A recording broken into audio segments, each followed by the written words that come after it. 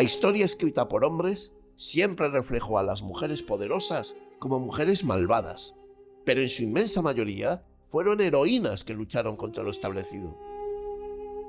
Mujeres cuyas acciones, aunque controvertidas, cambiaron el curso de la historia. Heroínas o malvadas. ¿Nos acompañas?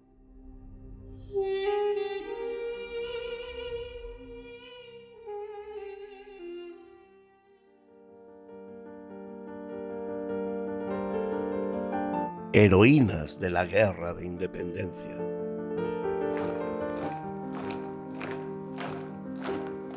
En 1808, el ejército francés ocupó España. El 6 de junio, Napoleón nombró rey a su hermano José como José I Bonaparte. Gran parte de la población lo entendió como una usurpación extranjera, la ruptura de la legitimidad dinástica y una imposición militar. La Guerra de la Independencia Española comenzó como un estallido popular que no solo cambiaría el mapa político, sino también el lugar de las mujeres en la historia. El 2 de mayo, el pueblo de Madrid se sublevó contra las tropas francesas cuando se intentaba trasladar a los últimos miembros de la familia real. Mujeres, hombres y niños salieron a las calles para resistir. La represión fue brutal. En el Parque de Artillería de Monteleón, actual Plaza del 2 de Mayo, se libró uno de los combates más intensos de ese día. Una de las que allí se encontraban se llamaba Clara del Rey.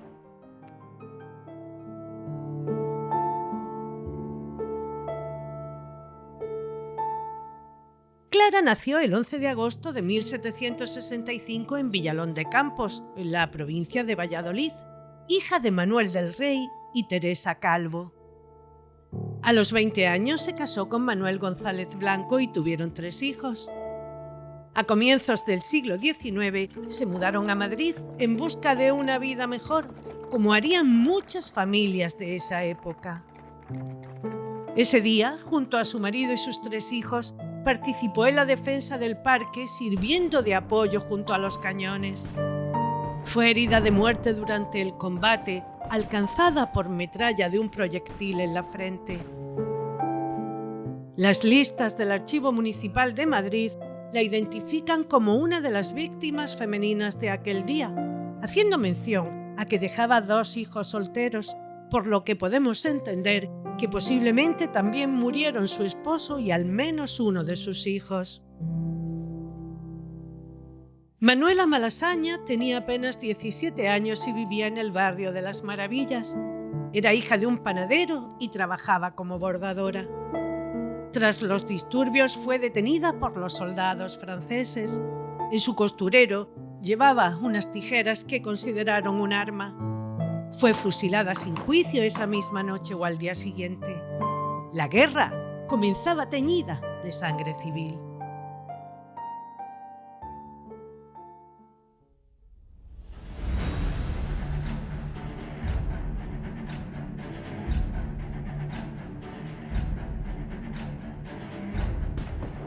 En Zaragoza el conflicto tomó forma de asedio. La ciudad resistía al ataque francés bajo el mando de José Palafox. El sitio fue atroz. Hambre, epidemias, ruina. El 15 de junio, durante los primeros combates, las mujeres participaron activamente en la defensa. Casta Álvarez, nacida en Orán en 1786, cuando la ciudad aún formaba parte de la monarquía hispánica, sería una de ellas.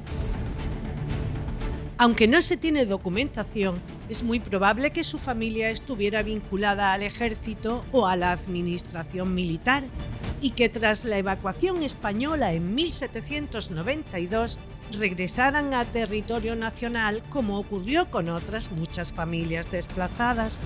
También cabe la posibilidad de que contrajera matrimonio y se estableciera en Zaragoza. Durante el sitio se cuenta que tomó un fusil y luchó cuerpo a cuerpo junto a otras mujeres menos conocidas que cargaron munición, cuidaron heridos o empuñaron armas cuando fue necesario. El general Palafox la distinguió públicamente y le concedió honores militares.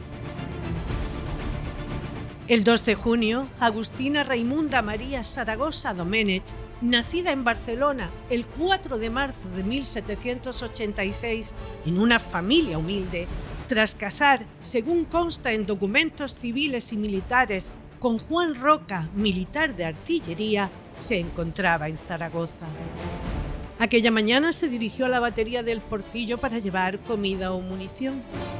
Al llegar vio que los artilleros yacían en el suelo, unos muertos, otros heridos por el fuego francés. Rota de rabia, avanzó, tomó la mecha, apuntó y disparó. Un disparo que no decidió la guerra, pero sí sostuvo la moral. La patria ya no era solo un concepto, tenía rostro y nombre de mujer. Se llamaba Agustina de Aragón. Fue reconocida como heroína, recibió el grado honorífico de subteniente y continuó vinculada al ejército durante la guerra. En 1809, en el segundo asedio, la harían prisionera, pero logró escapar. Su esposo, el sargento Juan Roca, fue destinado a Ceuta y ella marchó con él, permaneciendo en la plaza norteafricana hasta la expulsión de los franceses y el inicio del reinado de Fernando VII, momento en que regresó a la península.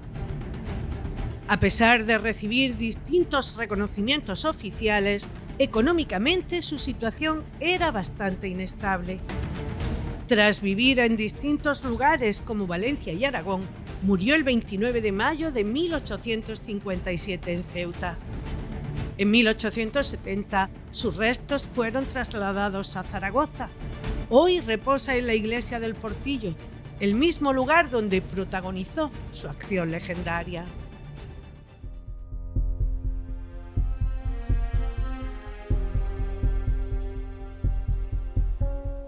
María Agustín nació en Zaragoza, en la parroquia de San Gil, el 13 de abril de 1784.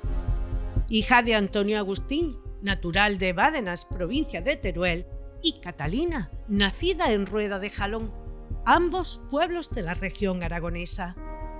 Su familia era modesta, por lo que desde niña trabajó para ayudar en casa. Más tarde contrajo matrimonio con Pedro Roncal, teniendo su residencia en el barrio de San Pablo.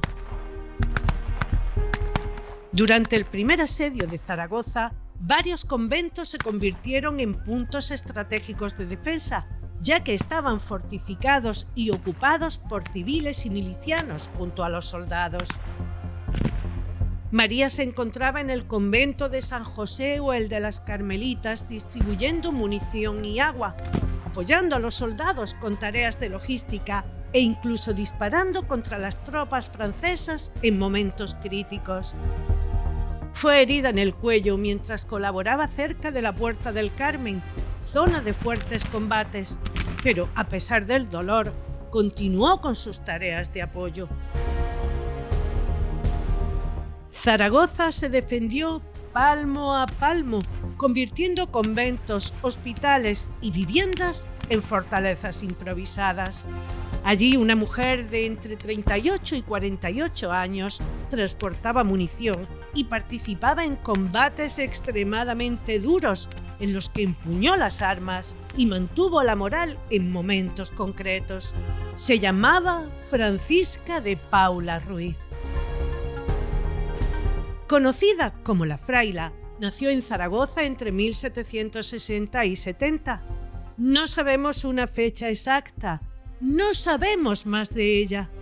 Las mujeres del pueblo de esta época dejaban poco o ningún rastro. Rosa Castillo también aparece en algunos listados, pero de ella no tenemos más datos que el que fue vecina en la ciudad o se encontraba allí en aquel momento y que formó parte de ese grupo de mujeres anónimas o semianónimas cuya actuación fue decisiva en la resistencia. Zaragoza cayó en 1809, pero el mito de las mujeres ya era imparable. Por su valentía y perseverancia en medio del asedio, Agustina, Casta, María, Clara, Francisca y Rosa fueron reconocidas como heroínas del sitio de Zaragoza.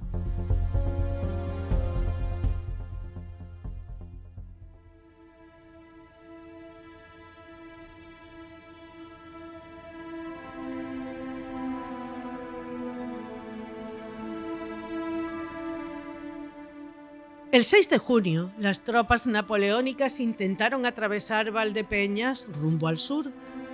Allí no había suficientes hombres para defender el pueblo. Juana Galán, conocida como la Galana, nació en Valdepeñas, en la provincia de Ciudad Real, el 25 de octubre de 1787.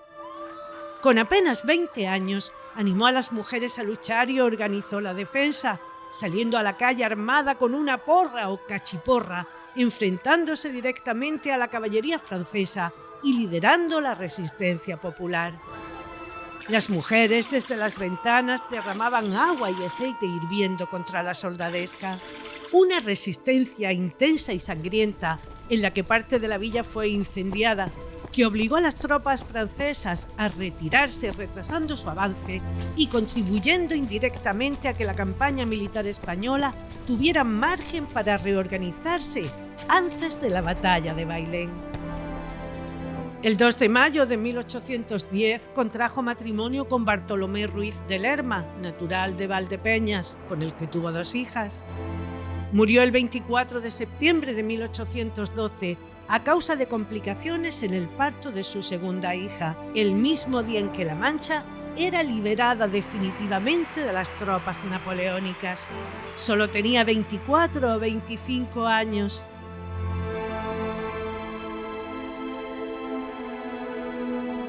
Durante la batalla de Bailén, las tropas lucharon desesperadamente contra el ejército napoleónico. El suministro continuo de agua para los soldados y para enfriar la artillería era crítico. María Bellido se acercó al puesto de mando con un cántaro de agua para ofrecerlo al general Francisco Javier Castaños, uno de los comandantes españoles. La historia popular cuenta que María, que tendría aproximadamente unos 50 años, y como misión el suministrar el agua durante los combates bajo el implacable calor veraniego del mes de julio, se acercó al puesto de mando con un cántaro para ofrecérselo al general, momento en el que una bala francesa lo atravesó. Sin inmutarse, María recogió los fragmentos en los que aún quedaban algunas gotas de agua y se los ofreció. María Inés Juliana Bellido Vallejos nació en Porcuna, en la provincia de Jaén. Se casó con Luis Domingo Cobomuela, natural de Bailén, estableciéndose en esta localidad que pocos meses después sería el escenario de una de las batallas más decisivas de la guerra. Falleció el 7 de marzo de 1809, apenas 8 meses después de la legendaria batalla.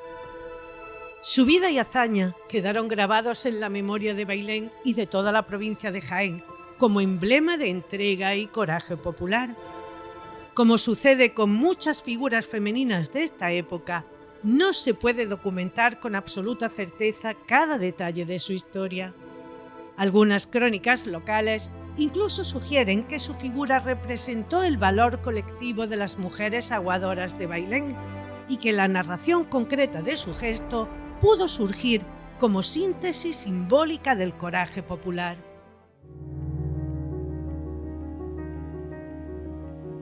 Con el legítimo rey cautivo en Francia y gran parte del país ocupado, surgió la necesidad de que alguien ejerciera la soberanía, reuniéndose las Cortes de Cádiz, en las que se promulgó una constitución liberal, estableciéndose la división de poderes, derechos individuales y representación parlamentaria.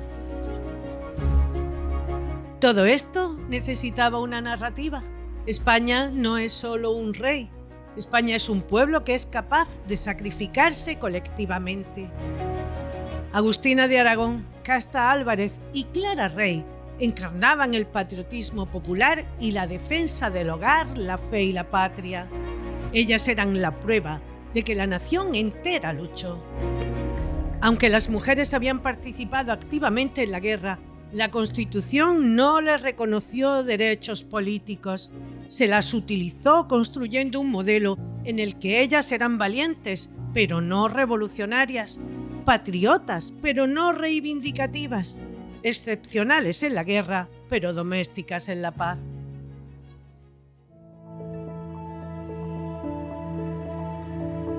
En 1814, tras la derrota de Napoleón, Fernando VII regresó. Las tropas francesas abandonaron España.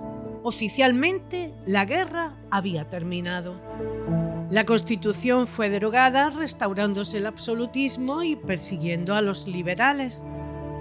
El absolutismo también necesitaba ejemplos de fidelidad y se les volvió a utilizar en ambos discursos. Para los liberales, símbolos del pueblo soberano. Para los conservadores, ejemplo de lealtad al rey legítimo.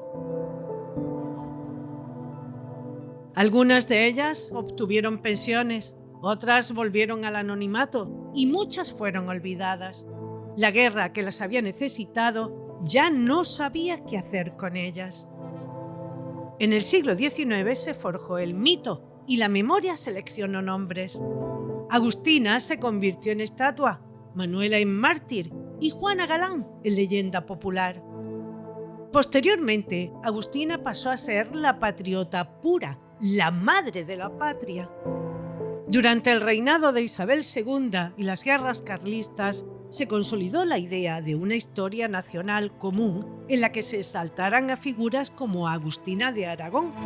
Se construyó un relato patriótico tanto en literatura como en pintura y se crearon símbolos nacionales como la bandera, el himno y los mitos históricos. Poetas, dramaturgos y pintores amplificaron el episodio.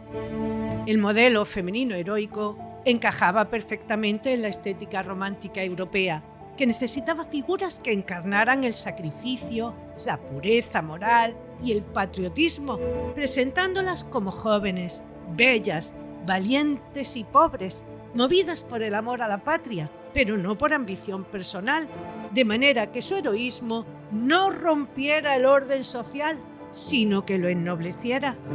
Podían ser heroínas en un momento excepcional, pero sin cambiar su papel social. No eran revolucionarias ni cuestionaban el sistema. Actuaban cuando la patria estaba en peligro, pero después volvían al orden.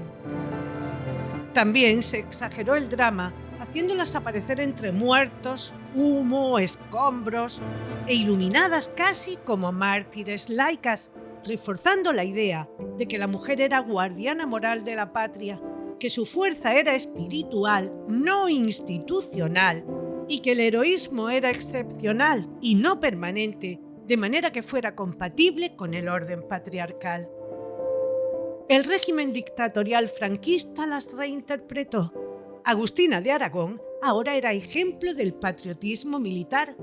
Se subrayó su obediencia al mando, se silenció su dimensión vinculada al liberalismo gaditano y se exaltó su papel como la mujer que actúa cuando la patria lo exige. No eran mujeres que rompieran el orden, eran mujeres que defendían el orden tradicional. En manuales escolares era una mujer valiente que actuó en la defensa de Dios y de España. Manuela Malasaña fue convertida en la imagen de la inocencia asesinada por el invasor, la representación del pueblo fiel a la patria y el símbolo del sufrimiento español frente a enemigos extranjeros. El régimen evitó enfatizar el componente popular revolucionario del 2 de mayo en Madrid y lo reinterpretó como levantamiento espontáneo tradicional. El nacionalcatolicismo promovió un modelo femenino basado en la maternidad, el sacrificio, el servicio y la religiosidad. A través de la sección femenina, las heroínas fueron integradas como ejemplos de entrega a la patria, que actuaban por deber y no por autonomía personal. Nunca se presentaron como protofeministas. También se promovieron monumentos a Agustina, se reforzó el relato del 2 de mayo se organizaron actos patrióticos vinculados al 1808 y se les incluyó en los libros de texto. La narrativa oficial era clara: España es eterna y al ser atacada, su pueblo, hombres y mujeres, responden unidos. En 1950, en el cine se proyectaría la película Agustina de Aragón, encarnando este papel la actriz Aurora Bautista, bajo la dirección de Juan de Orduña. El franquismo utilizaría la lucha contra Napoleón como antecedente simbólico de la cruzada franquista contra el enemigo interno. Ni que decir hay que se eliminó cualquier dimensión liberal vinculada a las Cortes de Cádiz.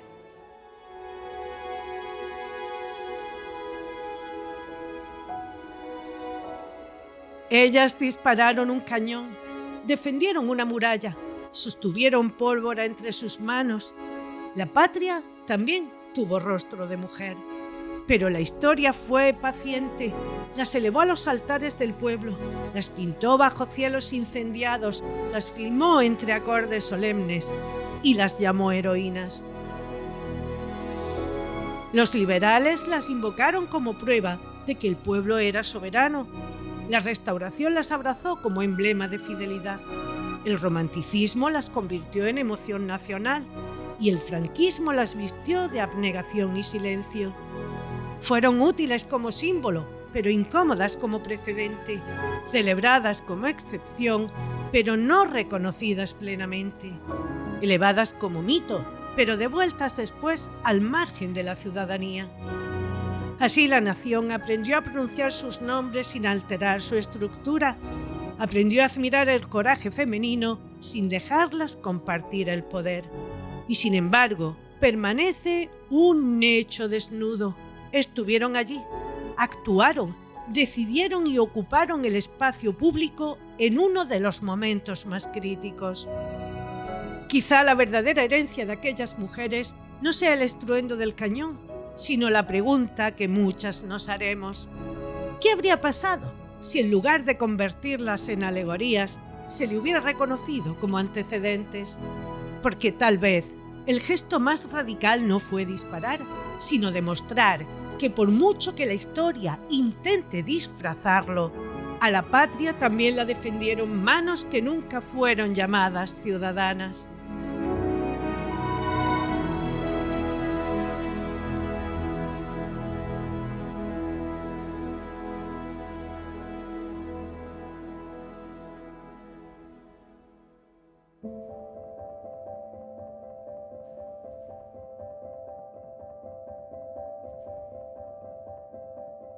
Bienvenido o bienvenida a Heroínas o Malvadas. Bueno, este es un capítulo muy especial. Como habéis podido escuchar en la introducción histórica, una introducción histórica brutal, me parece. Yo, de todas las que he escuchado, es la que más me ha gustado. Toñi Martínez, culpable o creadora, decídete como quieras, de esta introducción histórica extraordinaria. ¿Qué tal estás? Pues muy bien, Iñaki, muy bien, como siempre. Tú ya sabes que yo tengo una regla a seguir y es que hay que estar bien sí o sí, porque no dejo otra opción y ya está. Es verdad que de vez en cuando me arremolino y todas esas cosas como cualquier hijo de vecino o de vecina, pero yo siempre procuro estar bien, muy bien. Es un gusto eso. Y hoy es un día también especial porque contamos con una tercera persona en este, ¿cómo le llamamos? ¿Diálogo? Bueno. ¿De heroínas o malvadas? A mí me gusta llamarle charla. Charla, mira, está bien. Pues hoy en la charla contamos con otro de los miembros de Heroínas o Malvadas, que es Chus García Cano. ¿Qué tal, Chus? ¿Cómo estás? Bienvenido. Muy buena, ¿cómo estamos? He venido aquí a ser el tercero de la pareja. Esto no me pasa muy habitualmente. Bueno, yo tengo que decir que los tríos siempre fueron fantásticos. ¿A que sí? Ha habido grandes tríos dentro del mundo de la música que han arrasado, han vendido millones de copias de sus discos, o sea que estamos el número perfecto, el 3. Fíjate, los Bee Gees, por ejemplo. Por ejemplo. Sí. Por Muchos, ejemplo. muchos. El 3 es un número que da equilibrio. Imagínate una mesa o un taburete con solo 2 patas. Esto no se sostiene por ningún lado. Siempre, sí. Menudo cacharrazo. Una mesa con 2 patas, menudo cacharrazo. Es que me lo estaba imaginando. Además que me ha gustado, Iñaki, que dijeras, que preguntaras lo del diálogo y que Toñi no dijera llamarlo diálogo, porque si no ahora sería un triálogo. Eso ya no hay por dónde cogerlo. Claro, también es verdad. Mejor una charla, ¿no? Sí, pero lo de triálogo suena muy romano. Igual sería un camino que investigar, Chus, cualquiera sabe. Claro, como lo de triunvirato, ¿no? ¡Claro! Eso es. ¿Y quién va a matar a quién? A nadie. Aquí no vamos a matar a nadie. ¡Qué pereza! Que los 3 somos muy pacíficos y no nos gustan las guerras, aunque hablamos muy a menudo de ellas. Y hoy vamos a volver a hablar de una guerra. Tengo que decir que el culpable de que hayamos hecho este episodio es precisamente Jesús. Así que Jesús, cuenta el por qué hemos llegado hasta aquí. Hoy vengo a revolucionar el gallinero. O sea, encima que propongo tema, luego me meto aquí en la charla. Esto no puede ser. Bueno, pues ya que estamos en Heroínas o Malvadas, me puse las gafas de buscar estas mujeres que la historia no siempre había tratado bien, no siempre había tratado, o que habían tenido un trato muy distinto con ellas. Y realmente me di cuenta, y luego lo estuvimos comentando aquí entre nosotros, en privado, fuera de micro, y me di cuenta que había un conflicto en concreto donde, por lo que sea, se le dio mucha relevancia a las mujeres. Esto me dio por reflexionar un poquito, porque es que sí que es verdad que en muchas de las guerras, al final, quien acaba luchando es el hombre, son los hombres, y las mujeres adquieren un papel nuevo que durante tiempo de paz, o de lo que llamaríamos paz, no se les da, que demuestran que sí que pueden ejercer ese papel. Y en concreto yo me refería a la guerra contra los franceses, a la guerra de independencia, la guerra del francés, llamadla como queráis, de inicios del siglo XIX en España, donde hay unas figuras femeninas que están especialmente destacadas. Y no solo durante esa guerra, sino en los años posteriores también, con todo lo que vino, este follón que muchos hemos tenido que estudiar de reyes, no reyes, bienios, trienios y decenios. O sea que hay figuras femeninas que tienen un papel muy característico. Y propuse, y creo que habéis tenido bien a aceptar, que hablemos de ellas hoy. Sí, hablamos de ellas y, bueno, yo como mujer tengo que decir que me apena enormemente que a estas mujeres se les haya catalogado como heroínas cuando realmente lo único que se ha hecho ha sido utilizarlas. Y además por todos los bandos implicados.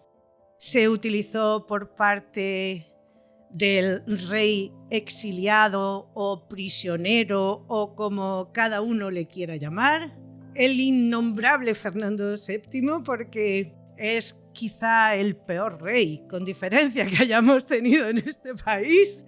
Si algún día, Toñi, sin quizá. Creo que algún día deberíamos de hacer un ranking de quiénes han sido los reyes que más daño han causado a la historia de este país. Joder. Y posiblemente él quedase el primero. Pero no solo eso, es que cuando se producen todos estos sucesos, se decide buscar la manera de que haya un gobierno, un orden, mientras que se expulsa al francés del territorio, y estos liberales tampoco tuvieron a estas mujeres en cuenta más allá que para volverlas a utilizar. Ay, a mí como mujer esto me produce muchísima pena. De hecho, ha sido un capítulo que he hecho con rabia. Con rabia porque me parece tan terrible que se ponga en primer plano como heroínas a estas mujeres cuando realmente lo único que se intenta hacer con eso es poner en valor esos matices que cada uno quiere darle al tema, pero para su propio favor.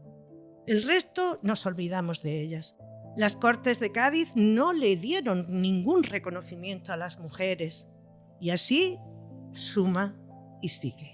Bueno, yo en este tema pienso parecido a ti, pero le doy una vueltilla más. Yo sí estoy de acuerdo en que fueron utilizadas, además utilizadas por todos. absolutamente por un lado, por el otro, por el de arriba y por el de abajo. Fueron totalmente utilizadas. Pero sí que es cierto que si nos vamos al momento histórico en el que estamos, se utilizaron a las mujeres porque, primero, España recursos tenía muy pocos, hablo militarmente hablando. No había un ejército poderoso que pudiera hacer frente, sino que lo que se buscó es que el pueblo se levantara. El pueblo se levantara en armas y cada pueblo, cada ciudad, cada zona expulsara a los franceses como podía. Claro, si tú quieres que la gente se levante en armas y terminas teniendo una heroína mujer, es como decir a los hombres: levantaos todos, que una mujer es capaz de hacer eso, y vosotros a ver si os vais a quedar en el pueblo mirando al otro lado.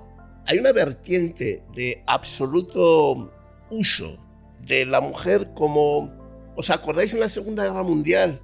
Cuando las actrices y los actores iban a visitar a los soldados que estaban en Alemania, en Francia, etc. La guerra de Vietnam, que hicieron lo mismo. Es como utilizar una serie de figuras para despertar, la conciencia o las ganas de decir, en aquel caso, mira qué vida tienes cuando pase la guerra, y en este caso, sigue defendiendo tu país porque te lo van a robar, te lo van a quitar. Y no te puedes quedar parado si una mujer es capaz de traer un bidón de agua y no acobardarse porque le peguen un tiro al lado, o la otra le pega fuego a un cañón. Yo sí que veo ese uso, ese utilizar la figura de la mujer, sobre todo para hacerlas de heroína, para despertar al pueblo y decir, hasta las mujeres están peleando. Cosa que yo estoy muy en contra de lo que se dice, porque en las guerras siempre se habla que combatieron los hombres, y eso no es cierto. Una cosa es que tu ejército esté hecho de hombres que invaden un país o que defienden un país, y otra cosa es que las mujeres no tomen parte en la guerra. Las mujeres han luchado toda la vida, unas en un bando, otras en otro, pero han peleado siempre, porque en la guerra no podías coger y decir, no, hay 20 hombres y 60 mujeres. Ah, no, pelean los 20 hombres, las mujeres no, que preparen la comida o que cuidan los heridos. Las mujeres siempre han peleado. Otra cosa es que la historia lo haya recogido o no. Ese es otro rollo. Pero yo sí estoy convencido de que las mujeres han tomado parte siempre en la guerra. Siempre. Porque el que se defiende, generalmente no tienes todo lo que tú querrías para defenderte. Y tienes que agarrarte hasta de los niños. Hasta los niños peleaban en la guerra. Hasta los niños. Pero yo no puedo estar de acuerdo con esta teoría tuya, Iñaki. Realmente, a la única que durante ese tiempo realmente se le reconoce como heroína es a Agustina. El resto fueron mujeres que se sacaron años después para de esa manera no hacer esa reflexión que tú estás haciendo de que si las mujeres pelean, no. A ver, estoy totalmente de acuerdo en que las mujeres han participado en todas las guerras de una manera o de otra, eso es indiscutible.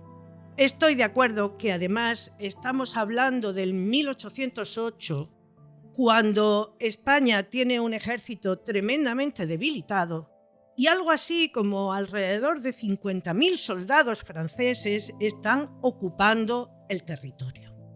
Claro, ante todo esto, realmente no hay una guerra tal y como entendemos. Realmente es una guerra de guerrillas. Es diferentes focos en diferentes sitios que intentan expulsar al que se está considerando el invasor. Y claro, aquí, en las guerras de guerrillas, en todos los sitios del mundo, participan, como tú bien dices, hasta los adolescentes, porque hacen falta manos y porque es tremendamente necesaria cualquier persona que sea capaz de hacer cualquier cosa, la que sea, pero que colabore. Pero en este caso se les encumbra posteriormente, y bajo mi punto de vista no es con ese afán de decir si lo hace una mujer como no lo va a hacer un hombre. No. Creo que lo que se intenta es poner en valor o poner de relieve la repulsión del pueblo español o de la gente que habita el territorio hacia esa invasión. Al final, todo esto se basa en que es un enemigo externo y que estamos además en el siglo XIX. No estamos en la Edad Media, estamos en una época, pues, hombre, no es que fuese antes de ayer, pero estamos en una época relativamente cercana. Aquí lo que se intenta es decir, el pueblo en su masa, en su totalidad, se levanta de la manera que puede contra este invasor, que además es francés, con esa inquina y esa manía histórica que España ha tenido a Francia, a pesar de que lo que se estaba reivindicando por algunos sectores es que un rey francés, un Borbón, que a la fin y a la postre franceses, fuera el que regresara al país. Y ahí se las utiliza de una manera, bajo mi punto de vista, torticera, para poner de relieve la repulsión de todo el pueblo hacia esta invasión, hasta el punto de que las mujeres toman posiciones muy destacadas dentro de toda esta guerra de guerrillas. A lo largo de todo lo que he ido estudiando para hacer esta parte histórica, en muchas de ellas, muchos historiadores coinciden en que posiblemente las hazañas a las que se le atribuyen no fueron específicamente de esta mujer, sino que sobre esta figura, sobre esta mujer, se intentó recopilar todas esas cualidades maravillosas que se le atribuían, pero que realmente era del colectivo. De nuevo, esa, ¿cómo llamarlo? Esa identificación, ¿no? El identificar a la mujer con lo casero, con lo familiar, porque esta fue una guerra muy casera, muy familiar. No era una guerra en la que mandabas al ejército a otro país y a ver qué pasaba, sino que estaban en tus calles. O sea, ni siquiera en los campos de batalla, en las calles. Y a mí lo que me llamó mucho la atención de esta mujer es cómo se había tratado esas figuras femeninas en esta guerra, es que muy poquito después hubo otras 3 guerras civiles, que eran las guerras carlistas, de las cuales no conocemos a ninguna heroína al mismo nivel, o no se ha estudiado igual, o no se ha folclorizado igual, y es eso, lo que acabo de decir, que se haya folclorizado tanto la figura de esas 3, 4, que al final, yo creo que al final es un poco como cuando se hace un sincretismo con un dios romano, o algo así. Este es el dios del campo, de la fruta, de los árboles, no sé qué, a lo mejor había 5, pero este recopila las historias de uno solo, ¿no? Y me dio esa sensación. Yo tengo esa sensación de que eso, lo que has dicho muy bien, Toñi, que era una guerra de guerrillas y que representaban estas mujeres el defender su casa. Yo creo que se hizo un poco esa metáfora de España como nuestra casa y quien la defiende, la matriarca, la que está ahí. Por la sensación que me da. Porque, bueno, igual que bien has explicado previamente, lo que veo de las historias es que son hazañas muy...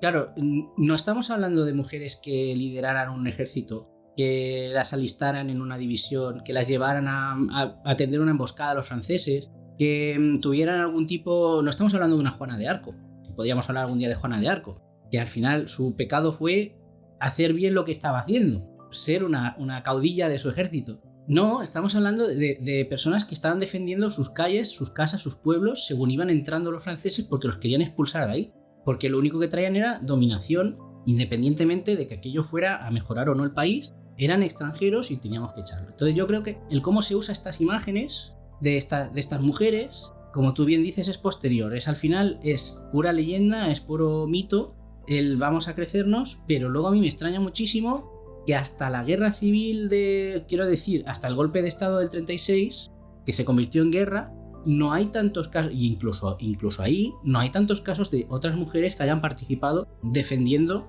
o atacando incluso, pero sobre todo defendiendo durante la guerra. Y yo creo que es eso, que es más el cómo se ha moldeado esa figura después. Yo creo que sí que hay casos. Otra cosa es que no lo dicen. Otra cosa es que quedan en el anonimato. Todos los nombres que han aparecido ahí tampoco son las mujeres que tuvieron un papel protagonista en el conflicto. Habría 50.000 más. Claro. Lo que ocurre es que las leyendas, los mitos, necesitan su tiempo, su historia, y recogen todo lo bueno que han hecho otros en nombre de uno. Eso ha pasado a lo largo de la historia siempre.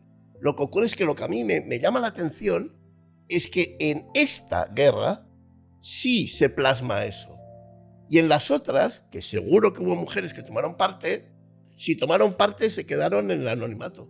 Sí, pero de alguna manera yo vuelvo a insistir en que lo que se intenta con esto es hacer un envoltorio bonito en el que decimos que las mujeres, que además casi siempre se hace hincapié en que eran jóvenes, en que eran guapas, en una serie de atributos que muchas de ellas no cumplían.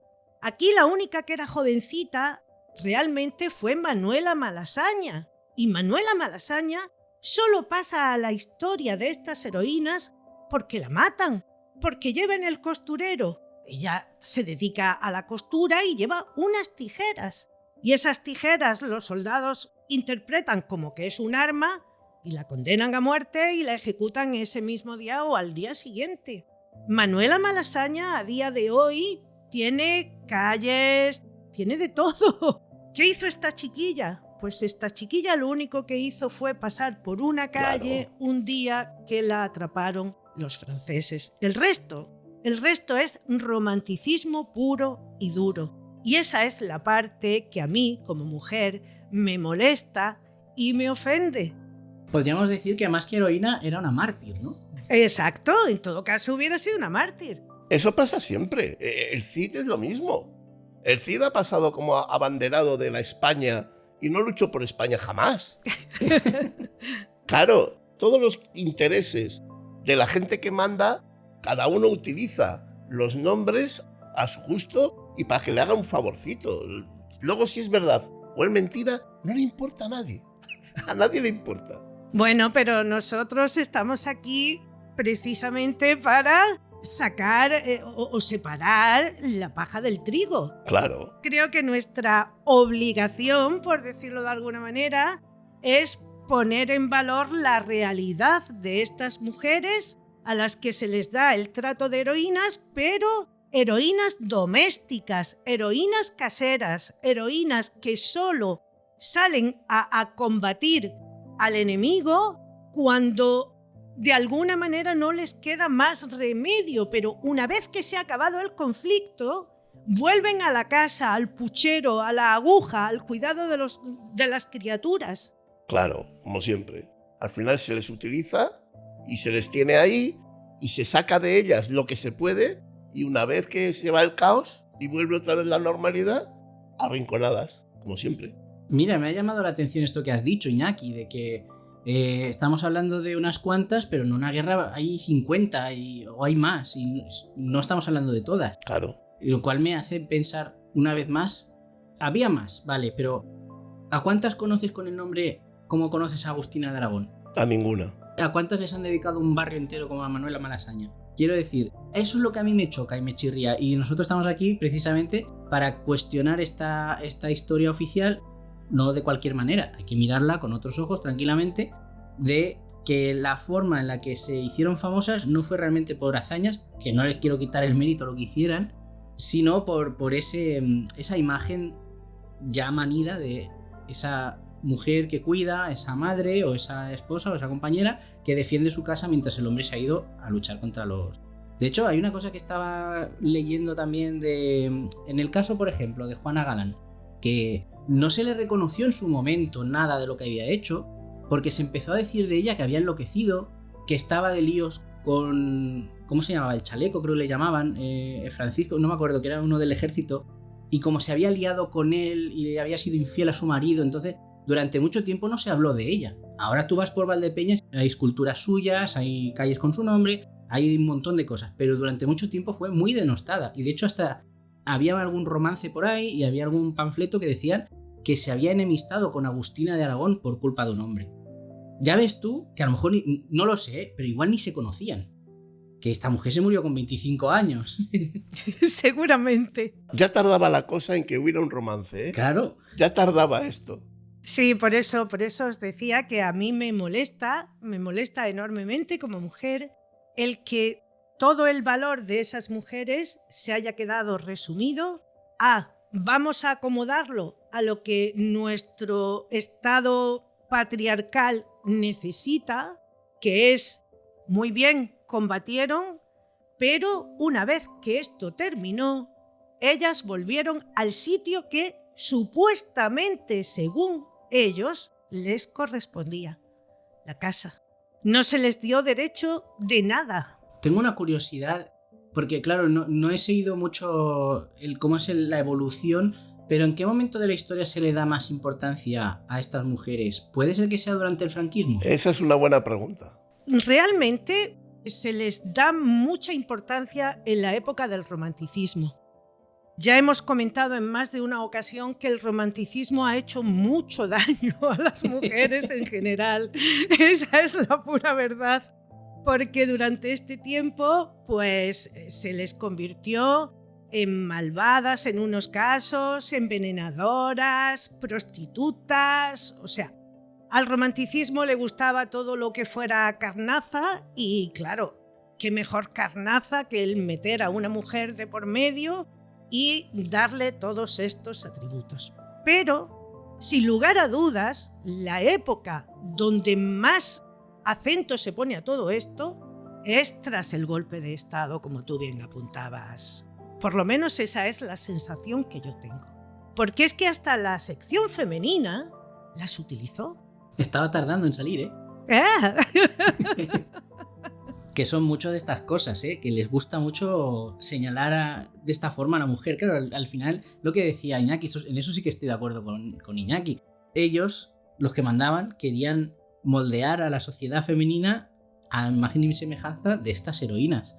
De estas mulanes españolas que salían de su casa, luchaban contra el enemigo y luego volvían, se ponían el mandil y hacían la cena. Exacto. Es que al final es lo que yo decía antes. Es en el caos, se las necesita y se las coge. Y yo muchas veces digo, ¿no nos damos cuenta que lo que estamos haciendo al final en la sociedad es apartar al 50% cuando todo va normal y necesitamos que las cosas vayan mal para que el 100% de la sociedad tome parte? ¿Nos damos cuenta de todo el talento que arrinconamos, que dejamos de lado, que no tomamos en cuenta cuando la cosa va bien? Y después tienen que ir las cosas muy mal para que entonces sí, ahora ayúdame, que no llegamos. Me parece algo de verdad. Yo entiendo que ahí están los intereses, que están los gobiernos, la geopolítica y todo lo que queráis. Pero lo que no entiendo es que una persona que cuenta con 5 talentos deja 3 talentos de lado y sigue con los 2. Eso es una cosa que se me hace difícil de entender. En este caso y en cualquiera. Todas las mujeres que hemos visto lo raro que eran que fueran médico, que fueran ingeniera, que fueran astrónomas, todo lo extraño que era que una mujer llegara hasta ahí. Es un talento desperdiciado, un talento que lanzamos a la basura. Sí, pero fijaos que en este caso no estamos hablando de mujeres talentosas.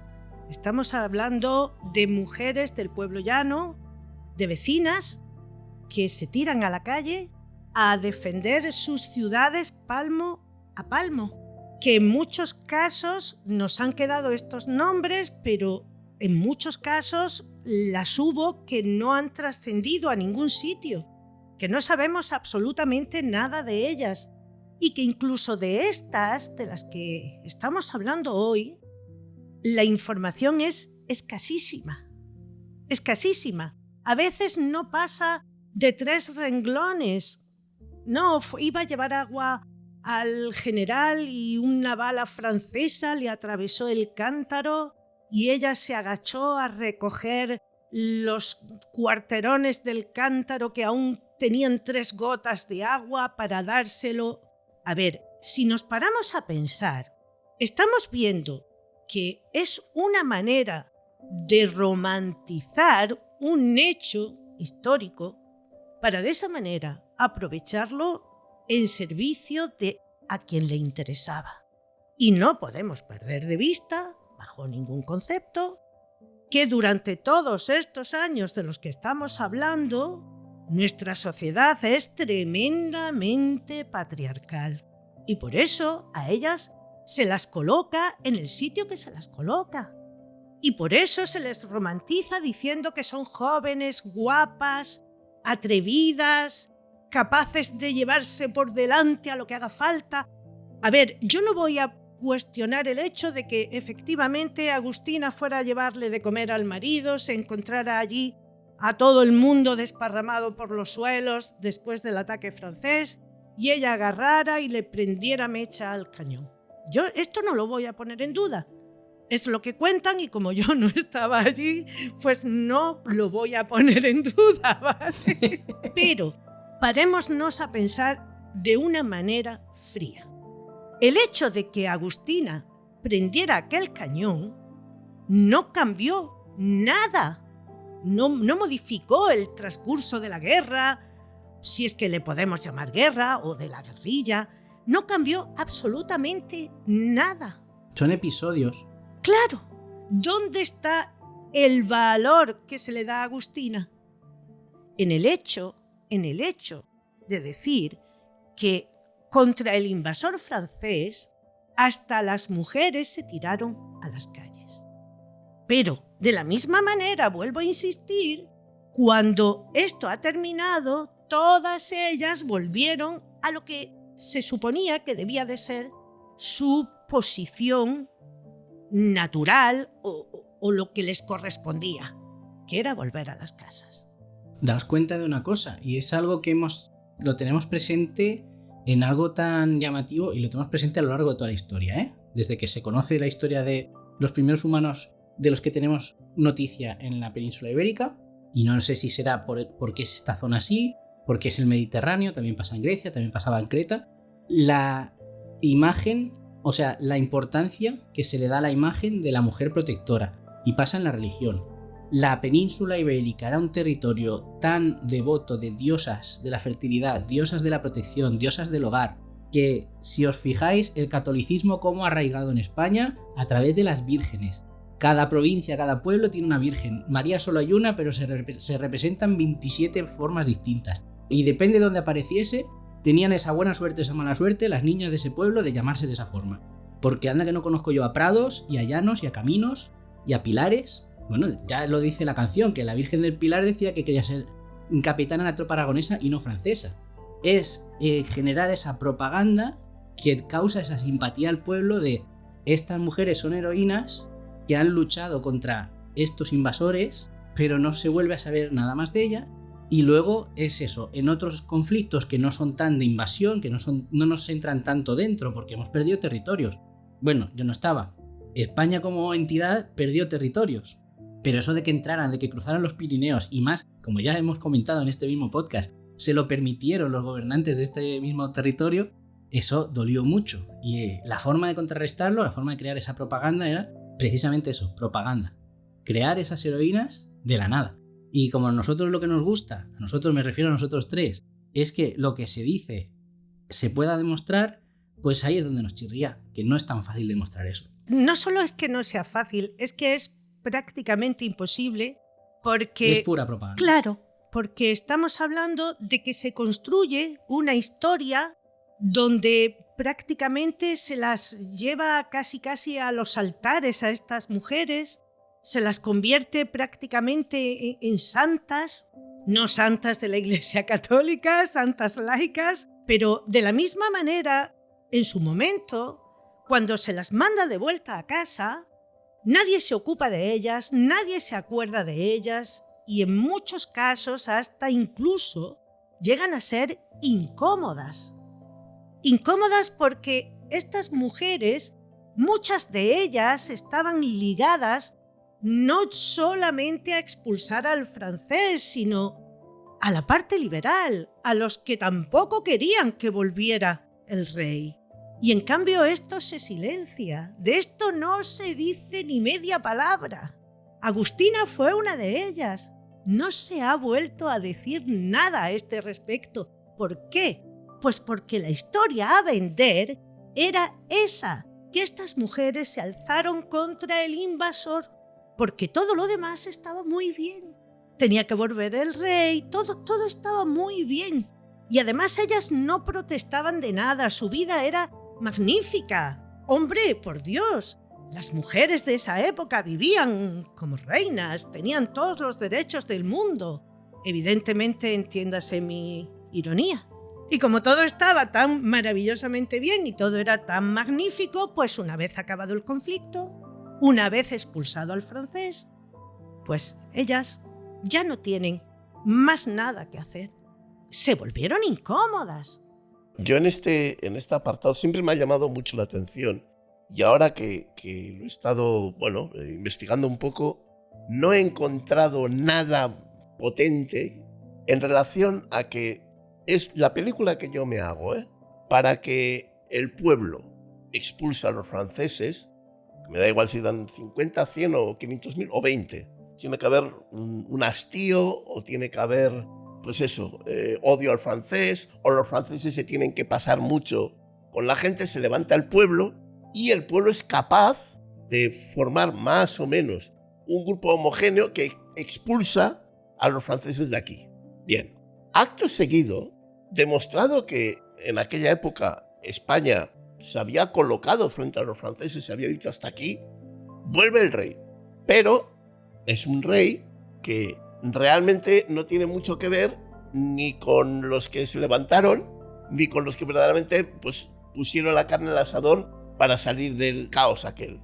A mí me llama mucho la atención que después de haber demostrado como pueblo, como gente o como ciudades que había un espíritu de querer quedar otra vez como españoles libres, fuera el francés, luego nos dejemos utilizar, no sé, traicionar, como queráis. Que llega Fernando VII, vamos a dejarlo que fuera el peor o no el peor, para mí el peor rey, pero con diferencia también, que casi se puede dar la mano con otro que yo me sé, y de un momento en el que parece que la gente ha despertado, que se han levantado, que por sí mismos, entre comillas, y ya sabemos cómo funciona eso, pero que por sí mismos han decidido tomar las riendas del asunto porque no había ejército, no había algo que pudiera de verdad enfrentarse a los franceses, y después no se levantan contra Fernando VII. Es como, ha venido el rey, ya se ha sentado el rey, pues ya hay que aguantar, ¿sabes? Ya no hay más. Sin ningún tipo de oposición. Claro, pero es que esa es la historia que se pretende vender con todo esto. Que todo esto se produce para que Fernando VII regrese, cuando más de la mitad no quería que volviese. Claro, más de la mitad. No, fíjate cómo acabaron los liberales. Por eso, pero la propaganda tenía que ser la que beneficiara al sistema. Y es que piensa que España es un país que al fin y al cabo nos tomamos las cosas con calma. Tenemos arrojo, pero tenemos una paciencia muy grande. Sigo diciendo tenemos, yo no estaba, pero por lo menos aquellos españoles tienen una paciencia muy grande. Es que no me gusta hablar en historia en primera persona porque al final no me toca a mí, pero sí que es verdad. Claro, primero vuelve Fernando VII, que recordemos que no lo había echado nadie de España, por muy mal que les cayese a los que estaban allí. Podían tener quizá su cierta inquina de cómo trató a su padre, de cómo echó a Carlos IV, de todo aquello de Godoy, todo esto, lo hemos hablado, lo conocemos. Pero no lo echó nadie de España, se fue porque Napoleón vio el hueco y dijo, aquí, igual que he puesto a media familia por toda Europa, aquí pongo a mi hermano. Y eso es lo que les hizo echarlos. Entonces yo creo que España no tenía esa base, no tenía esa vibración basal de en cuanto vuelva Fernando también lo echaremos. Porque no creo que tuvieran esa sensación, esa necesidad. También es verdad que vuelve tapado con piel de cordero. Eso sí. Porque cuando volvió dijo, bueno, sí, de acuerdo, habéis redactado una constitución que está muy bien, que no sé dónde os habéis sacado eso de que no iba a haber ni esclavitud, de que iban a votar con el mismo voto los de Puerto Rico, me parece perfecto, lo firmo, muy bien. Duró 4 días, claro, durante ese momento lo que le hacía era poner esa buena cara de no voy a encontrar una oposición frontal. Y cuando una vez ya esté dentro, ahí es donde la clavo. Pero bueno, también hay que decir, y esto quizás sea destripar finales, pero por lo menos a su hija sí que la echaron de esa forma. La echaron del trono y la echaron de España, y luego igual no salió tan bien como esperaban, pero por lo menos la echaron y no volvió a reinar. Pero claro, si hubiera sido extranjeros, tal cual, o sea, no descendientes de franceses, claro que los Borbones son descendientes de franceses, pero si hubiera sido una invasión, pues sí que igual lo hubieran conseguido. Y yo creo que los franceses, también hay que decirlo, subestimaron un poco lo que iba a pasar en España, porque habían triunfado por el resto de Europa las tropas napoleónicas y pensaron que cruzar aquí los Pirineos iba a ser llegar y besar el santo, lo tuvieron fácil al principio, pero lo que no se esperaban es que iban a tener un rechazo tan frontal y tan difícil iba a ser superar esas emboscadas. Pensaban que esto era todo llano y en cuanto llegue y clave la bandera, esto va a ser mío, pero no era tan fácil. Yo no soy una experta en batallas, ni en conflictos bélicos, ni nada de esto, pero sí que siempre he tenido la sensación de que es mucho más difícil ganar en guerra de guerrillas que ganar en un enfrentamiento frontal, un ejército contra otro. Porque el enemigo de la guerra de guerrillas te sale, pues eso, de un convento, de un portal, te aparece por un balcón, como fue el caso, echándote aceite hirviendo. O sea que la verdad es que... No debió de ser agradable. Bueno. Es un desgaste continuo. Claro, es un desgaste continuo. Además, algo para lo que yo creo que las tropas francesas no estaban preparadas. Creo que ellos realmente buscaban, pues eso, un paseíto triunfal, como bien acabas de decir, Chus, en el que no se iban a encontrar demasiada oposición, que les iba a pasar algo muy del estilo a lo que hicieron en Portugal, que todo iba a ser fácil y que ya está, y que aquí pues nos lo hemos ventilado en un plis-plas. De todas maneras, volvemos, o yo insisto una vez más, en que todo esto luego pues se ha vestido con las galas que a cada uno le ha interesado. Yo no sé si José Bonaparte hubiera podido llegar a ser un buen rey o no. De hecho, como bien sabemos, hay gente que dice que ojalá hubiera quedado José Bonaparte y nos hubiese llegado esa parte de la Ilustración que tuvieron en Francia, por ejemplo. Pero lo que sí es cierto es que a José Bonaparte nadie lo considera rey de este país y la realidad es que durante 6 o 7 meses fue rey, nos guste o no. Que además el hombre era astemio, pero ha pasado la historia como Pepe Botella. Eso es muy español. Qué lástima, también. ¿Vale? O sea, lo convertimos en un beodo cuando el hombre, por lo visto, se tomaba una manzanilla. Así que al final le fuimos haciendo, o le han ido haciendo, porque como tú bien dices, Chus, no fuimos nosotros los que estábamos ahí en ese momento, pero al final se le fue haciendo el marco adecuado, el marco idóneo. La pintura, la escultura contribuyó en gran medida a esto. Goya acabó siendo acusado de afrancesado y teniéndose que ir del país. En fin, es una parte de la historia que hay gente que la ve como, pues eso, como ese momento en el que toda la masa que habita este país nuestro se levanta y pelea y guerrea y las mujeres tienen un papel fantástico, y yo, desgraciadamente, lo veo pues como ese decorado que se monta cuando hacemos una representación y la ponemos en escena.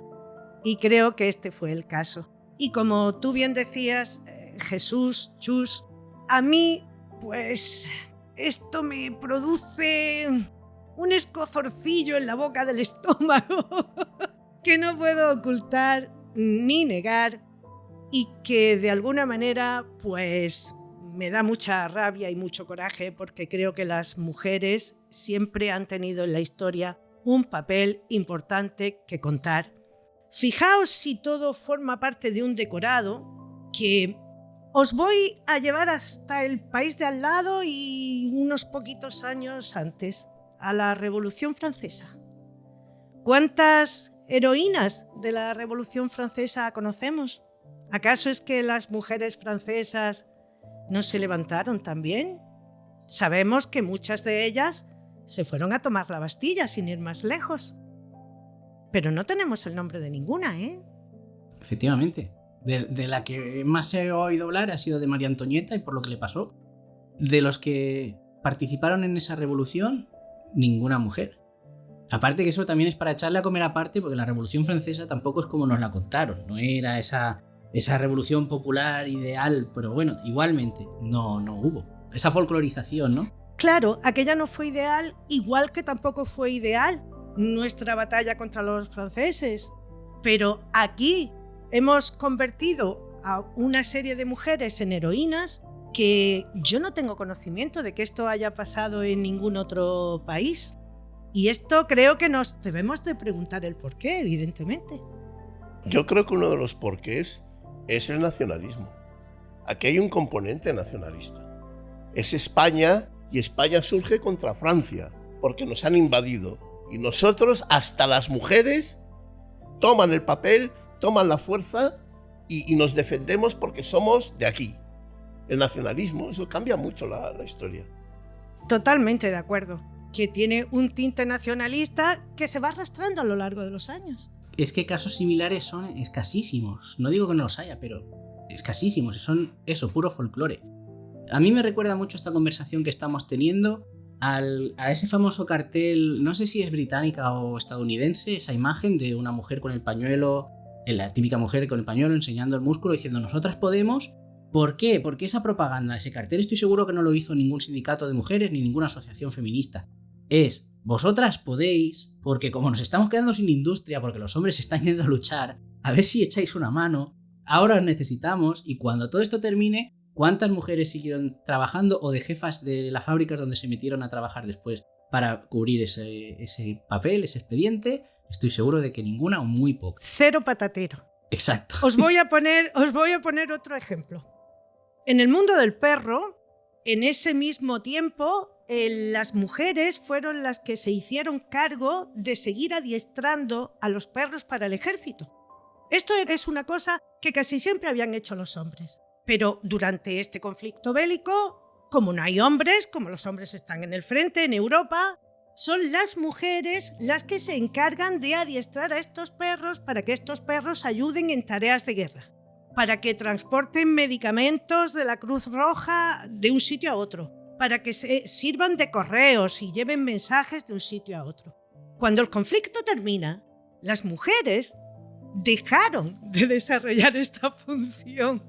Hasta en estas cosas tan pequeñitas, tan niñas, tan tontas, una vez que el conflicto termina, las mujeres vuelven.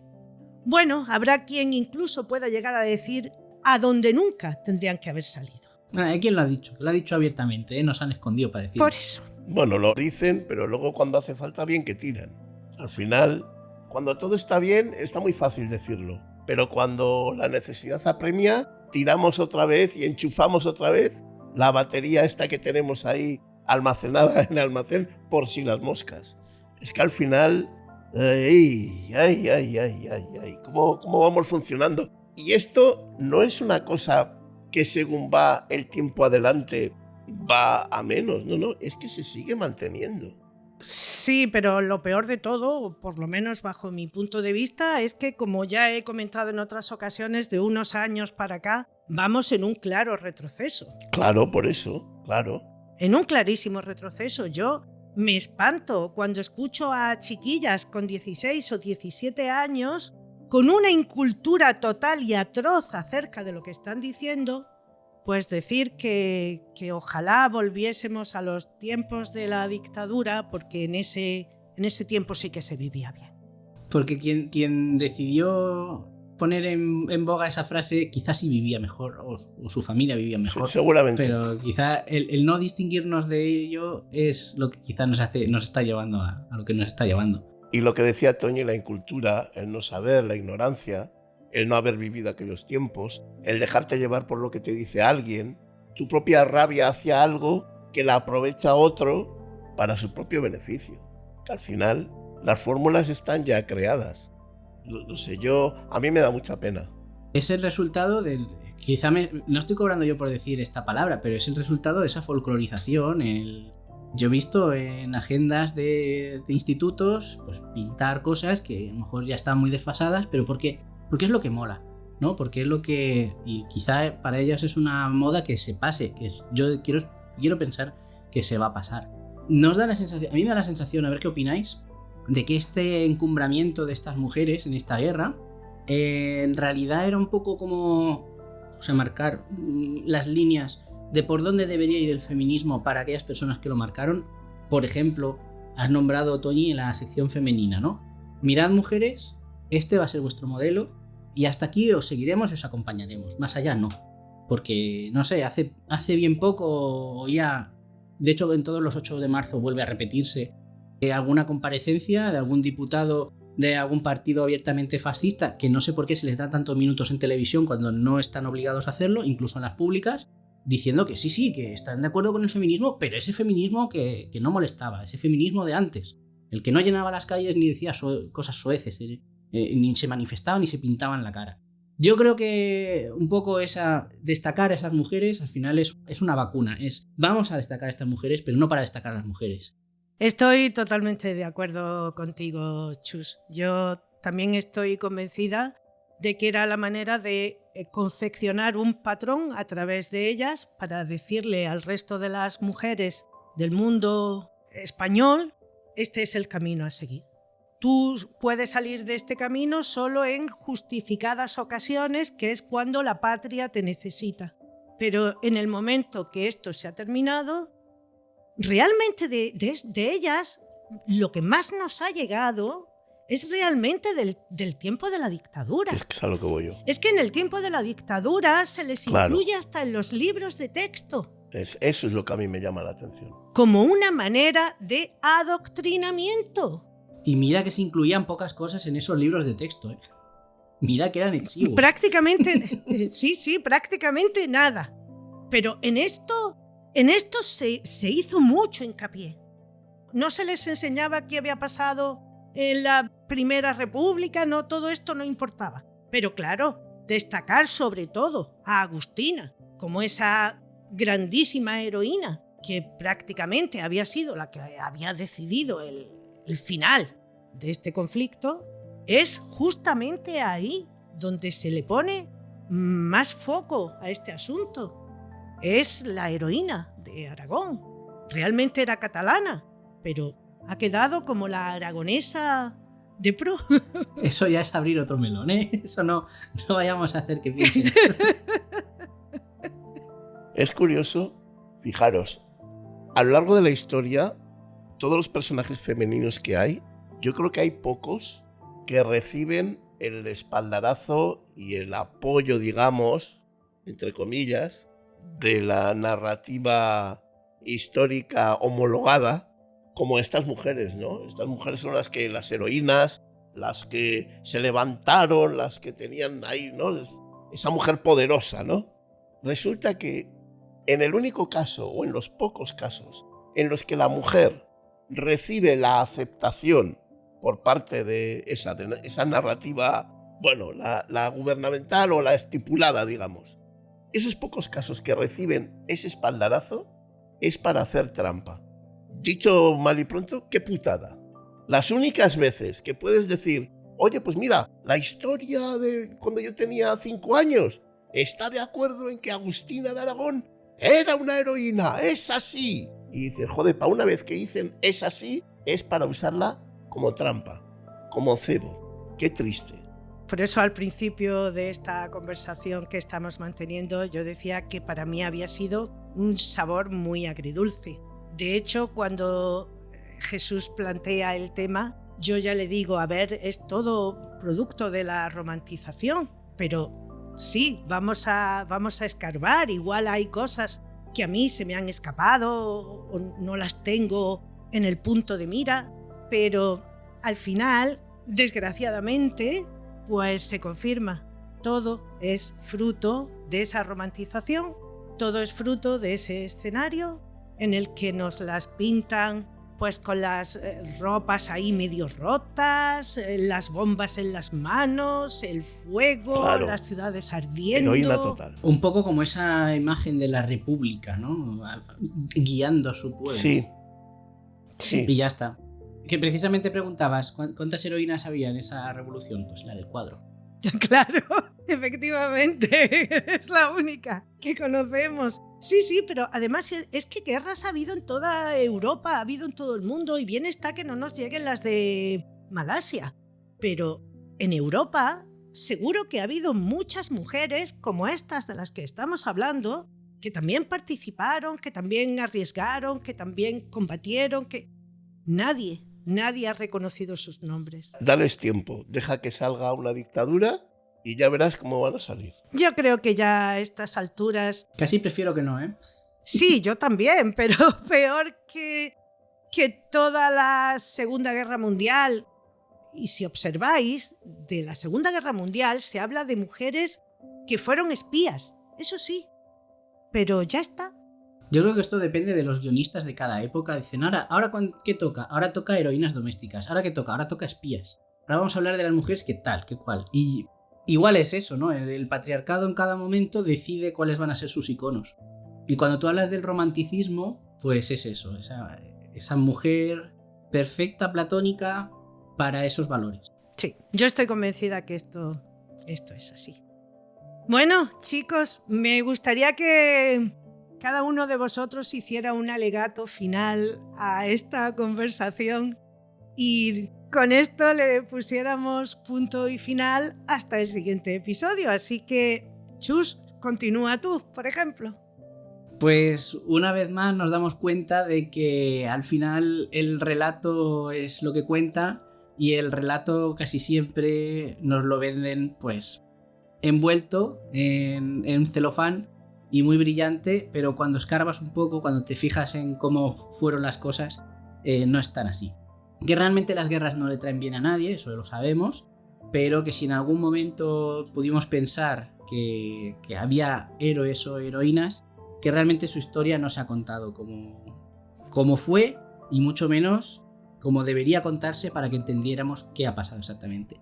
Y que muchas veces, al final, la propia guerra, con todo lo malo que tiene, también se romantiza cuando es esa arma, esa herramienta para fortalecer lo nuestro y atacar a los demás, pero que una vez que eso pasa, es como la espuma del cava que desaparece y no deja rastro. Así que bueno, y que he aprendido mucho con este episodio también, precisamente por eso, porque a mí me extrañaba, me daba la sensación de que había gato encerrado en que justamente estas mujeres estuvieran destacadas y en otros conflictos bélicos no tuviéramos tanto, y me he dado cuenta de que es así, de que es hasta peor de como yo lo pensaba. Así que nada, muchas gracias por este momentito de documentación que a mí me gusta tanto.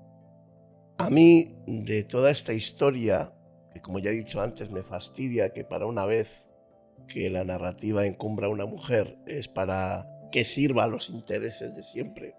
A mí hay una historia que me preocupa y que yo creo que no debemos dejar pasar por alto, y es que, al menos en mi caso, todo lo que conocemos de estas mujeres viene más de 70 años para acá que de los 250 años que tendría que ser de su momento.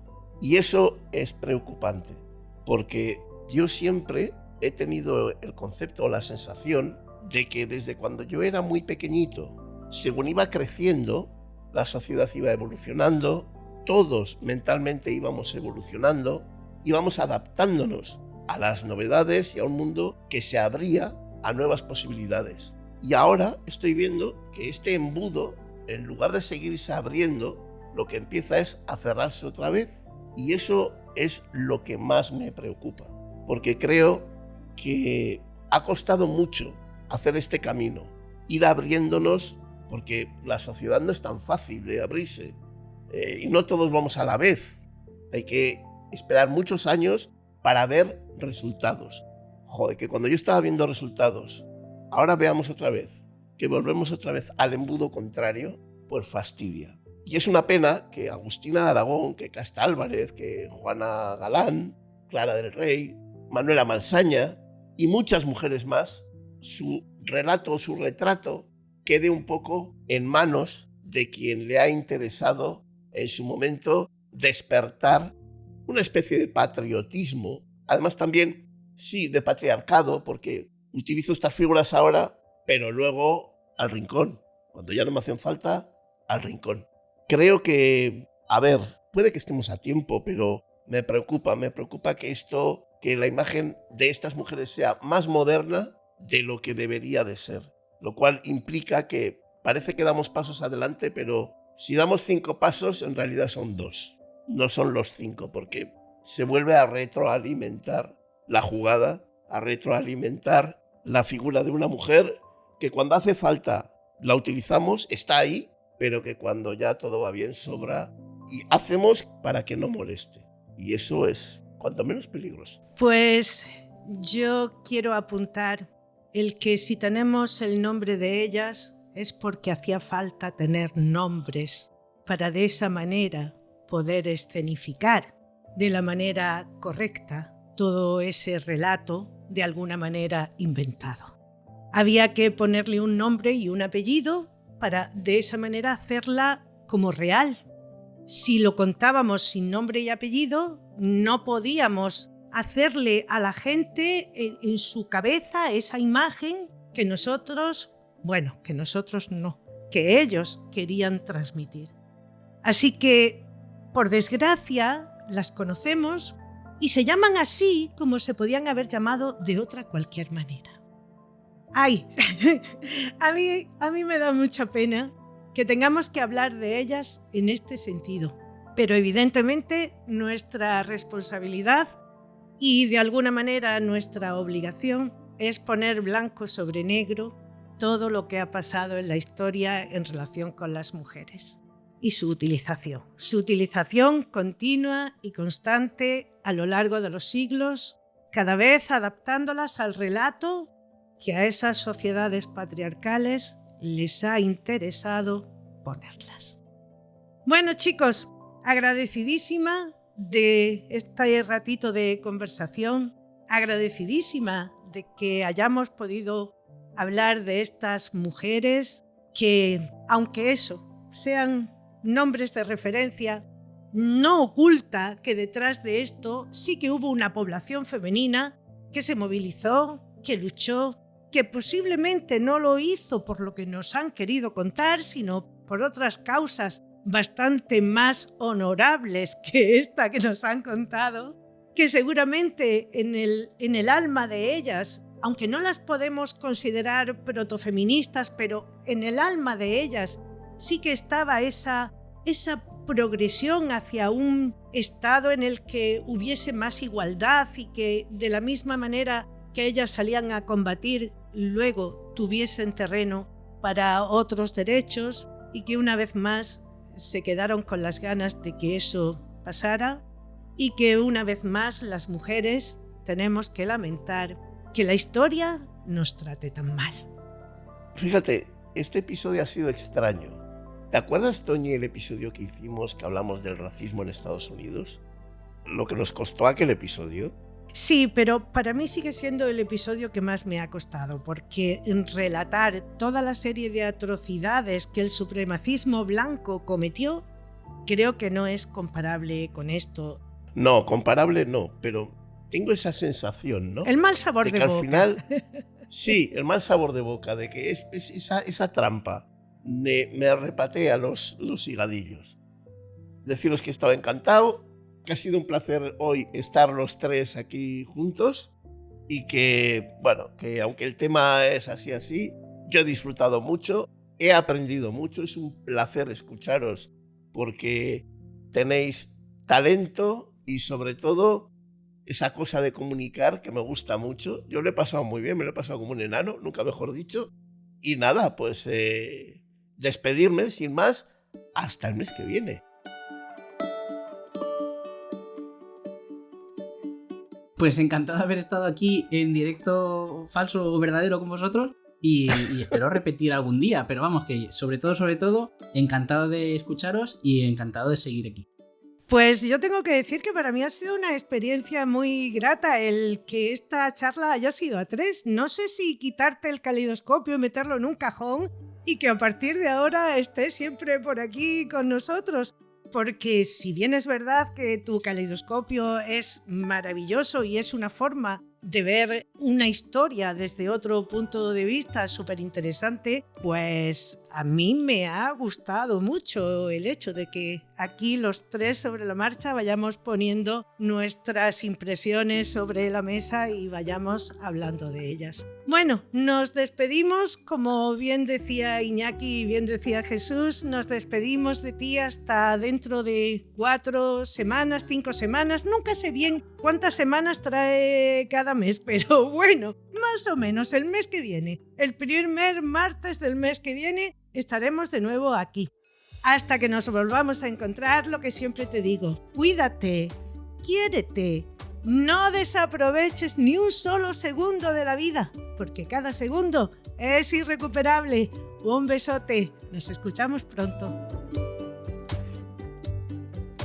Chus, ¿has visto? Y ahora nos dejas. Fíjate. Un abrazo. Yo estoy impresionado. Esto es como ver un programa de televisión por dentro. Esto es una pasada. Yo insisto que yo vine a mandar un par de audios de WhatsApp en la calle y con ruido y mira dónde he acabado.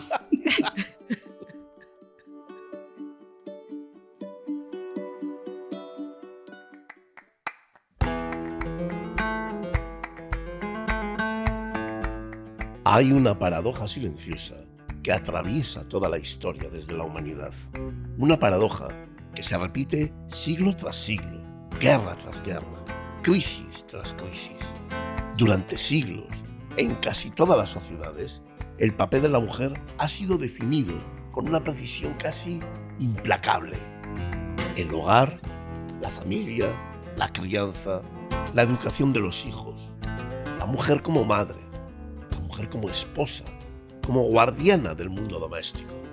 Un papel considerado esencial, que yo, además, añadiría que imprescindible, pero al mismo tiempo absolutamente invisible. Y sin embargo, cada vez que el mundo se rompe, cada vez que el orden se derrumba, cada vez que la historia entra en uno de esos momentos en los que todo parece pender de un hilo, ocurre algo extraordinario. La sociedad mira hacia ese mismo lugar donde durante tanto tiempo había colocado a las mujeres y de pronto descubre algo que siempre había estado allí. Descubre fuerza, descubre inteligencia, valentía, resistencia. Entonces la mujer deja de ser solamente madre, solamente esposa o cuidadora y se convierte en algo más. Se convierte en trabajadora, en enfermera, en espía, en combatiente, en líder moral. Cuando los hombres marchan al frente, cuando los ejércitos se desangran en los campos de batalla, cuando las fábricas se quedan vacías y las ciudades se llenan de incertidumbre, las mujeres sostienen el mundo. Ha ocurrido en todas las épocas. Ocurrió en la Guerra de la Independencia Española. Ocurrió en las guerras mundiales. Incluso ocurrió en las revoluciones, en las hambrunas y en las crisis económicas. Y siempre sucede lo mismo. Siempre pasa igual. Cuando todo está en peligro, la sociedad descubre, de pronto, como por arte de magia, el inmenso poder de la mitad femenina de la humanidad. Y entonces, a mí, me surge una pregunta casi incómoda. Si ese poder existe, si esa capacidad siempre ha estado ahí, ¿por qué solo recurrimos a ella cuando el mundo se derrumba? Hay momentos en la historia en los que el mundo parece detenerse y el destino de un país se decide en las calles. Cuando estalla una guerra, la vida cotidiana desaparece. El mundo cambia de ritmo. Los hombres marchan al frente, las fábricas necesitan manos, los hospitales se llenan, los campos deben seguir produciendo alimentos. Y entonces sucede algo fascinante. Porque las mujeres, esas mujeres que antes estaban arrinconadas, que antes tenían un papel exacto del que no se podían salir, ocupan todos los espacios que hasta ese momento les habían sido negados. Durante la Guerra de la Independencia Española, las vemos transportar pólvora, curar heridos, organizar redes de apoyo, liderar guerrillas e incluso empuñar armas contra los ejércitos napoleónicos. Durante la Primera Guerra Mundial, millones de mujeres entraron en las fábricas, en los ferrocarriles, en las oficinas, en la industria pesada. Y cómo no, durante la Segunda Guerra Mundial, las mujeres produjeron aviones, tanques, municiones, vehículos militares, sin olvidar todas las mujeres que tomaron parte en acciones violentas en la resistencia francesa, etc. Mientras los soldados combatían en el frente, ellas sostenían la economía entera de los países. Pero no solo eso, también se convirtieron en un símbolo, porque en tiempos de guerra el valor es contagioso.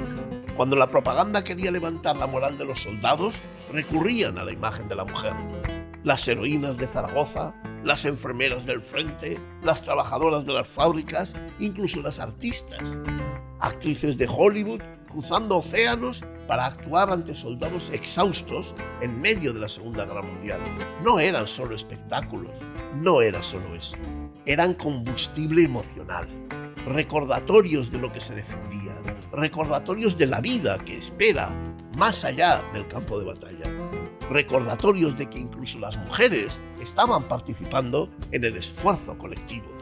Era una forma de decirle al soldado: ánimo, estamos contigo, no estás solo, todos formamos un solo cuerpo en contra, llamémosle, del mal, del enemigo, de lo que sea. Y durante esos momentos de crisis extrema, la sociedad reconoce, aunque sea solo por necesidad, algo que durante demasiado tiempo suele permanecer ignorado: que la mujer no es un complemento, es una fuerza histórica, una fuerza capaz de sostener economías, de organizar sociedades, de levantar la moral de pueblos enteros, de resistir cuando todo se derrumba. Pero entonces, de repente, la guerra termina. Los soldados regresan. Las fábricas vuelven a su ritmo habitual. Y ocurre algo que, visto desde la distancia histórica, resulta casi desconcertante. El mundo vuelve a cerrar la puerta a las mujeres. Cuando la paz regresa, cuando la normalidad vuelve a instalarse en la vida cotidiana, las mujeres vuelven al lugar del que salieron. Las fábricas vuelven a llenarse de hombres. Las oficinas recuperan su antiguo orden. Las heroínas se transforman en recuerdos. Las trabajadoras regresan al hogar. Las combatientes desaparecen de los relatos oficiales, como si todo hubiera sido un pequeño paréntesis, como si aquella demostración de capacidad, de inteligencia, de coraje femenino hubiera sido solamente una excepción momentánea. Y entonces vuelve a surgir la gran pregunta.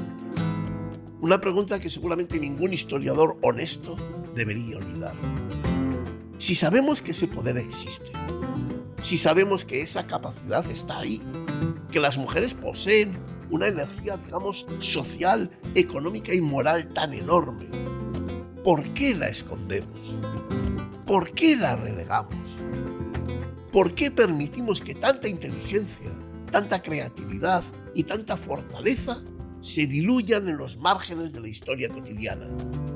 Tal vez la respuesta sea incómoda, no lo niego, porque durante siglos las sociedades han preferido el orden conocido antes que el cambio, porque reconocer plenamente ese poder habría significado transformar todas las estructuras del mundo.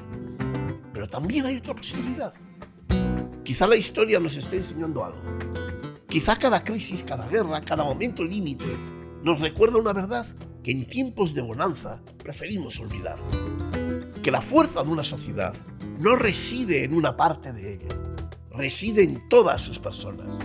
Y quizá por eso, cuando las cosas se ponen realmente difíciles, cuando la historia aprieta, cuando el destino se vuelve absolutamente incierto, las sociedades funcionan mejor.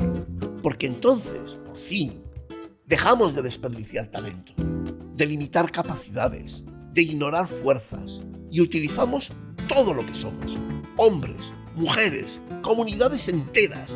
Quizá por eso cuando todo parece perdido, cuando el mundo se tambalea, la humanidad, paradójicamente, descubre su mejor versión.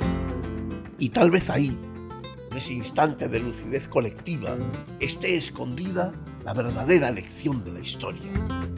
Y quizá, cuando volvemos a mirar la historia con honestidad, descubrimos algo profundamente revelador. Que cada vez que el mundo estuvo a punto de romperse, hubo mujeres sosteniéndolo. En los hospitales, en las fábricas, en los campos, en las ciudades sitiadas, en las trincheras de la resistencia. Mujeres que cuidaron, que trabajaron, que resistieron y cuando fue necesario, también lucharon. Y quizá el verdadero misterio de la historia no sea su valentía. El verdadero misterio es cómo hemos podido olvidarlas tantas veces. Porque si algo nos enseña el pasado, es que una sociedad que oculta la fuerza de la mitad de su gente no es una sociedad más fuerte. Es una sociedad que aún no ha comprendido todo lo que puede llegar a ser. Y tal vez, cuando por fin lo comprendamos, la historia deje de necesitar guerras para recordar la verdadera grandeza del ser humano. Quizá algún día lo entendamos, sí. Quizá veamos que la historia nunca fue escrita solo por quienes empuñaron las armas, sino también por quienes sostuvieron el mundo mientras ellos luchaban. Y cuando ese día llegue, descubriremos que las verdaderas columnas de la historia siempre estuvieron ahí. Y casi siempre fueron mujeres. Mis respetos a estas y otras mujeres de la historia que en esa guerra de la independencia, más allá de lo que luego los demás hayan querido utilizar o no, manipular o no, dieron la cara, lucharon por lo que creyeron justo y, por supuesto, vencieron. Firmado, el héroe que camina sentado.